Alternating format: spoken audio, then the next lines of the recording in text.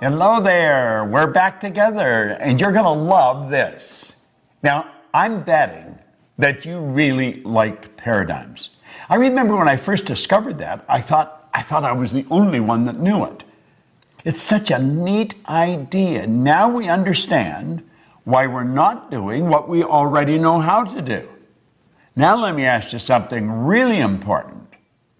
Are you, or maybe a loved one, a family member, somebody that you're very close with, leaving your dreams on the table insofar as your money is concerned, or maybe the travel you'd like to do, or relationships that you want to develop, or the health that you really, truly want to enjoy, or maybe even your love affair. You're missing it. The dream has escaped you. How would you like to know a formula that's as exact, it's as exact as mathematics on how to get what you want? See, most people are really extras in their own movie. They look at somebody else and they think, wow, if only I could do that. Well, let me let you in on a secret. You can do that if that's what you want to do. I'm betting that is probably not what you want to do. That's what they want to do. And you know something? If they're doing what they want, you can do what you want, and I can do what I want. See, we're all working with the same mental faculties. We're all working with the same power, and we're all working with the same laws. So it's a matter of understanding how to set and how to achieve goals. Have you ever been really ready to do something and you were scared stiff, and so you backed away and left it back on the table? I know I've been like that. I know a lot of people are like that. Well, if you've done that in the past, or a loved one, you can share this with them. And I would suggest that you do invite some friends in and share this with them, and then sit around as a group and openly and very transparently discuss these hang-ups that we've got, because we've all got them. You're not the only one with them. Now let's stop and think about goals. You know, Thoreau was, he was quite a guy. He said, if a person will advance confidently in the direction of their dream and just endeavor, in other words, you only have to give it your best shot, endeavor to live the life that you've imagined. Do you know what's going to happen? He said you'll meet with success unexpected in common hours. You'll be on your way downtown to do some shopping, and you'll think, I did it. I actually did it. I reached the goal. Do you know the beautiful part about working with goal setting and goal achieving with the right rules by law? That's exactly what happens. You reach the goal and you're motoring at such a speed and having so much fun, you get past it before you realize you've already done it. You're probably off to the next one. Do you know what it is? It's a habitual way to live a creative life that's fulfilling, that really leaves you inside like you've got something. Now, I refer to the system that we use in the Proctor Institute. I refer to it as the ABC of goals. Now, you'd say, well, this looks pretty elementary. Well, I'm going to let you in on a secret. It is very elementary. It's just that most people never really learn it. Now, I'm going to talk about the A level of goals as doing things you already know how to do. I had a young guy come up to me one time in a seminar, and he asked me if I'd talk to him about his goal. And I said, sure, what's your goal? He said, I want to get a new car. I said, okay, what kind of a car do you want? He said, I want a new Pontiac. I said, I see. I said, what are you driving now? He said, a Pontiac. Well, you know, some little guard stuff to jump up in my mind. And I said, how old is your car? And he says, it's 4 years old. Well, I said, it's probably time you got another car anyway. You know, I said, how long have you had it? And he said, 4 years. So I said, now let me get this straight. You have known for 4 years how to get a new car. Yeah. Well, I said, then that wouldn't constitute a goal. Now, that doesn't mean you don't get a new car and you don't get a new Pontiac. You can get a Cadillac if you want. You can get a Maserati if that's what you really want. And you should get a car. But you've known for 4 years how to get a car. You see, the beautiful part about goals and understanding it is goals are not to get. Goals is not, you don't set goals for acquisition. You set goals to grow. You set goals to reach inside and stretch and go where you've never been. You set goals to take you to a place you've never gone before. And you grow as a human being, and you know something, you never go back. So A-type goals, forget it. Now let me let you in on a little secret. I'll caution you. Probably all the people you mix with deal with A-type goals. Now why do I say that? Because we're attracted to people that are on the same frequency as us, that are in harmony with us. We talk about the same things, we like about the same things. So when you go for that new goal that's beyond the A-type goal, they're not going to support you. It's not that they don't love you. It's not that they don't want you to win. They don't want you to leave. That's right. They don't want you to leave, and you're going to leave. You're going to raise your consciousness, and you're just automatically going to attract a whole new world into your life. So where do we go if we don't do A-type goals? Well, you go to a B-type goal. Now, many of the people that really think they're shooters, they're really making it happen, they're going after B-type goals, and this really doesn't cut it. It really doesn't cut it. You know how I said in paradigms you got all this knowledge, but you're not using it? Well, that's true in the B-type goals too. See, the person that's after the B-type goal, they pay attention to what's going on in their life. They know how much money they've got in the bank. They know how much is coming in.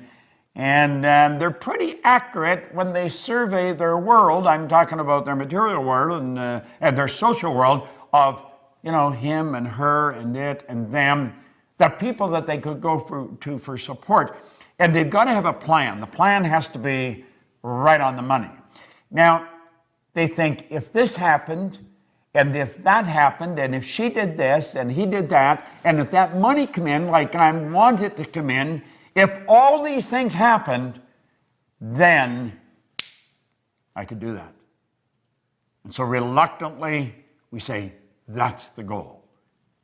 And you'd say, well, is that really the right goal? No. Why not? Well, because you see, you already see how it's going to happen. So in that respect, it's much like an A-type goal. You got to stretch a little bit, but you know if everything falls in place. Now, I'm going to tell you something else. There's no inspiration in a B-type goal, and you're going to have to be inspired.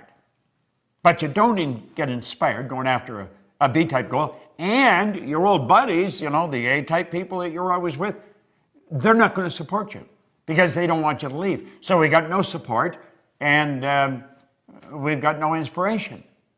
Now, what's the next? The next is a C-type goal.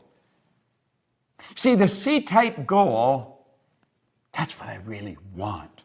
When you sit and you daydream, you may have a couple of drinks in your mind, ooh, and you're off on a trip somewhere. If only we could do that. If only we could do. And you're fantasizing. But you see, there's a problem with fantasizing. You have been told you don't fantasize. That's not being realistic. It's totally illogical to think that you could do that.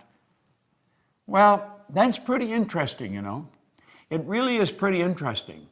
Because if you go back and you study in history and you take a look at the people that have really made their mark, they've been ordinary Johns and Marys who have done something that changed the entire world.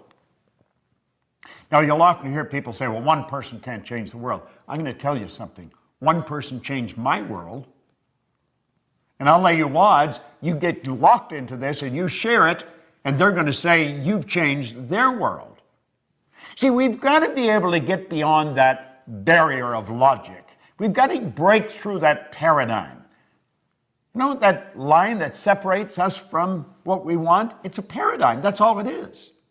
Do you think the Wright brothers were being logical? Do you think they were being realistic? They weren't scientists. They weren't aeronautical engineers. They were bicycle mechanics in Dayton, Ohio. But they were going to fly. Now, even their daddy was a bishop in a church. He told them they were going to burn in hell for even suggesting that they could fly. But and I know, they introduced us to the kingdom of flight. And it wasn't that many years until we were on the moon. Now think, they crashed right through the logic barrier. They went right through it. They didn't let it stop them. Now you may say, but they're different than me. Well, they probably are. They didn't leave their dreams on the table, and you may be leaving your dreams on the table. Get them off the table. Get them back in your mind. Fall in love with them. Plant them in your heart. What did Solomon say? As a person thinketh in their heart. You've got to get emotionally involved with this. How does a guy like me, no formal education, no business experience, earn millions of dollars, build a business that operates all over the world? I do it because I don't let logic stop me. I'm not afraid of losing. Now think, what do you really want? Go lay under a tree somewhere. Don't even talk to anybody. Let your mind wander. Let it take off. Go to the land of imagination. Think about it. Let your mind wander. Go right through the terror barrier that we call logic. I'm going to teach you something about the terror barrier later, but I want you to stop and think of what you want. I had the very good fortune of working with Sir Edmund Hillary. Now, you might not even know who he is, although he hasn't been gone very long. He is the guy that was the first person to stand on top of the world. He was the very first man to stand on the top of Mount Everest, along with Tenzing Norgay, his Sherpa guide. Do you know the beautiful thing about them, this little side deal? Neither one of them would say who got there first. Tenzing Norgay didn't say. Edmund Hillary didn't say. But they were the first, Hillary and his Sherpa guide. Now, Ed Hillary was a beekeeper from New Zealand. He was a beekeeper down in Auckland, New Zealand. Where did he get the idea that he could do something that has never been done before? People died. There's people encased in ice up there. They're never coming down. They've tried to do this. They've been trying to do this for centuries. Just like the Wright brothers, there's people trying to fly for centuries. But you know the strange thing about it? Ed Hillary went up there in 1951, he failed. He went back in 52, he failed. Now there's people around him saying, you've got to be out of your mind going back there. You're going to kill yourself. But in 1953, he stood on top of the world. I had the pleasure of working with him on a couple of occasions, and the only difference in Ed Hillary and myself that I could see was in his size. He was a big man. You say, but I'm not like Hillary and I'm not like the Wright brothers. You're exactly like them. You're exactly like them. There's a spiritual power within you that's perfect. Your spiritual DNA is perfect, and it's forever seeking expression with and through you. That's why you want things. Don't throw your wants. Don't leave your wants on the table. For goodness sake, take a run at it. Go sit down at that table. Get a pad and a pen out and start thinking, what do I really want? I want to be financially independent. That's something all thinking people want. I'm going to tell you something. When you have no money problems, you'll be amazed how much free time you have. You see, in this program, we talk about wants. We're not talking about what we think we can do, and we're not talking about what we've done in the past. We're talking about where we're going, what we're going to do. What do you want? I guarantee you, if you can describe it, if you can see it in your head, you can hold it in your hand. That's exactly the way it works. Napoleon Hill, my mentor, he said, anything the mind can conceive and believe, it can achieve. Now, you may not believe you can. I guarantee you stick with us and you keep studying what I'm sharing with you, and you'll change your beliefs. See, I found out that was one of the keys in my success. I changed my belief. See, our belief system is based upon our evaluation of something. And frequently, if we reevaluate a situation, our belief about that situation will change. There's a three-step process for goals, goal setting and achieving. It's fantasy, theory, fact. You've got to build the fantasy. And it's okay to say that it's just a fantasy. That's where everything starts. That's where your clothes started. You probably have synthetic fibers on. We didn't always know how to do that. The building you're in, the air conditioning, the heating system, your cell phone, your computer. The fact that I can shoot this here and you can sit there and watch it.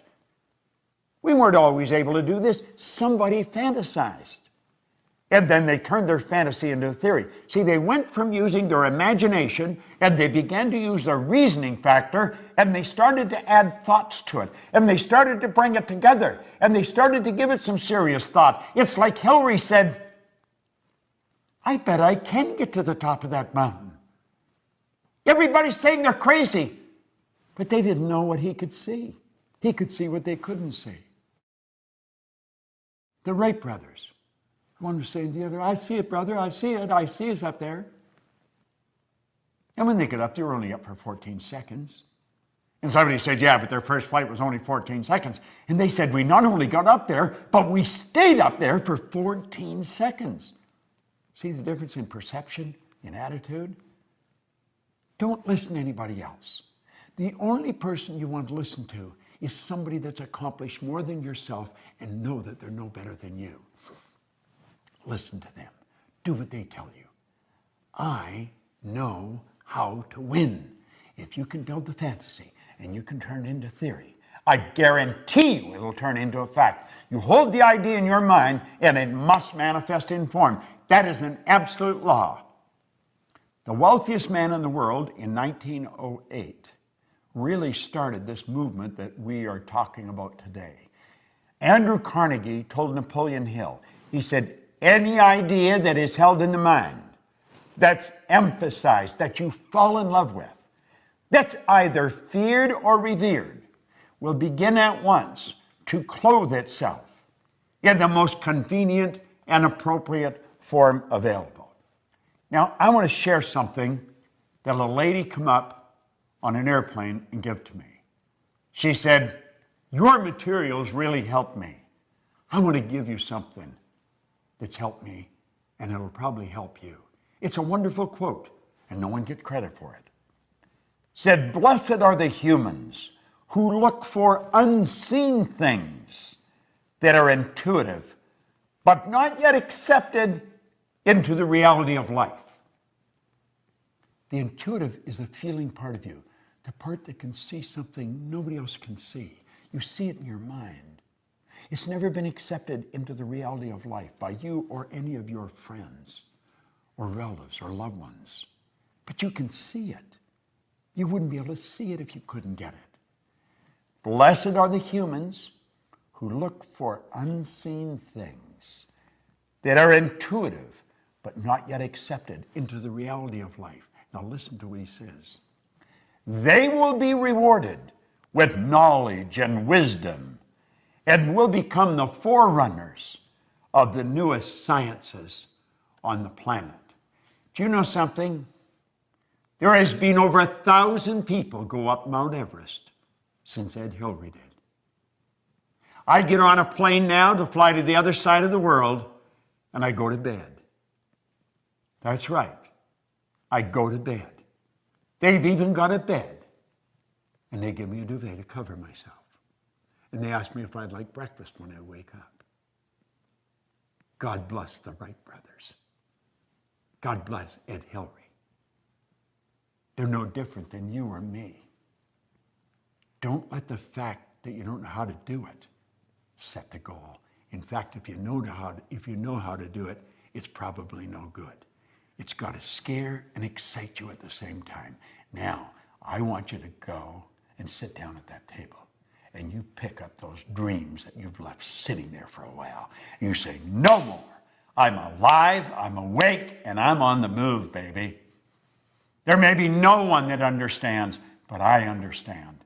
And you write out your goal in the present tense. I am so happy and grateful. Now that, and describe it. And I'm going to come back, and I'm going to share something with you that most people never know. I'm going to teach you about the terror barrier. And when you get that, along with the paradigms in this one, I'm going to tell you, baby, you got results that stick. Don't let it slip through your fingers. Don't leave it on the table. Claim it. It's yours. This is Bob Proctor. Thank you.